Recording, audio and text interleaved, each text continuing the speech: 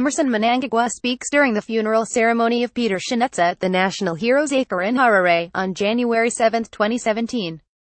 Former Governor Peter Chanesta died on January 2, 2017.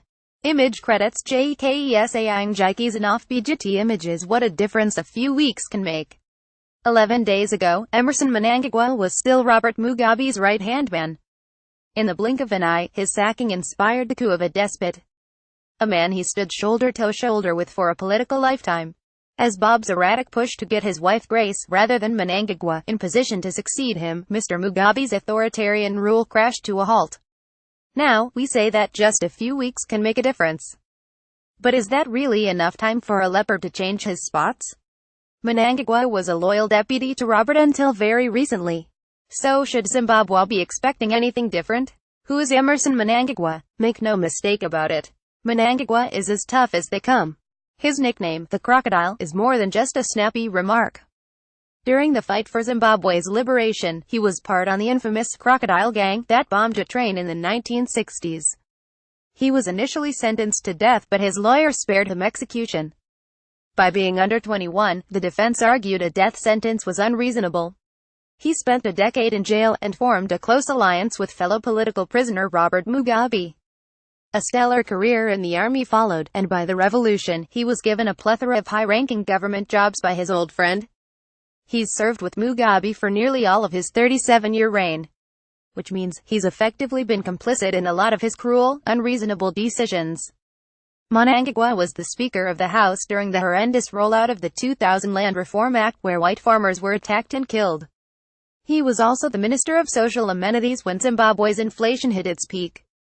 Granted, it will be tough to find someone in Zimbabwe with enough political experience to take the reins who hasn't served under ERM. This all suggests that, for most of his career, Mnangagwa has backed Mugabe in some terrible scenarios. The Zimbabwe elections of 2018 under threat with general elections scheduled for next winter, the delivery of the vote is now in serious doubt. To hear the army talk though, it's a well-intentioned delay. Victor Madamiranda is the Zimbabwe National Liberation War Veterans Association ZNLWVA Secretary General.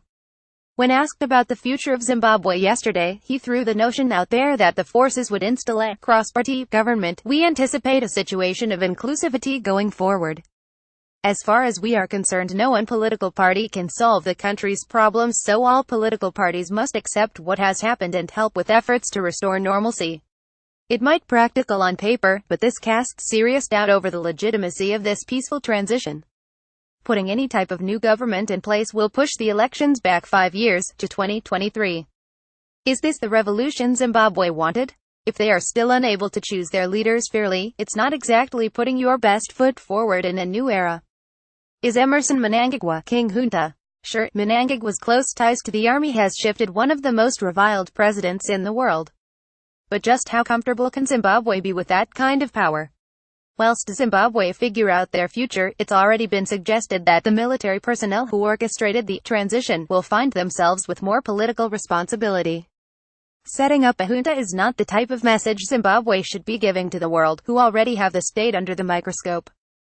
Any governments that are established following a military coup find it extremely difficult to gain legitimacy.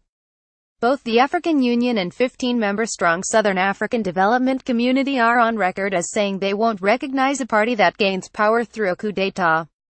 Can Zimbabwe trust Mnangagwa? We can't give a definitive answer. But we are sure many would subscribe to the theory that any regime is better than a Mugabe regime. If the military are to be believed in their statement that they are going after political criminals who have damaged Zimbabwe, then it is something to celebrate. However, the crocodile has already shown his teeth. Once Mugabe had no use for him, it was only then that Mnangagwa said, enough is enough. Although his hands were tied, waiting to replace Bob in a peaceful succession was seemingly Emmerson Mnangagwa's first choice. Only when Zimbabwe's future was threatened by a Mugabe replacing a Mugabe did Emmerson decide to go military. On this occasion, he's Zimbabwe's guardian. But he is by no means their angel.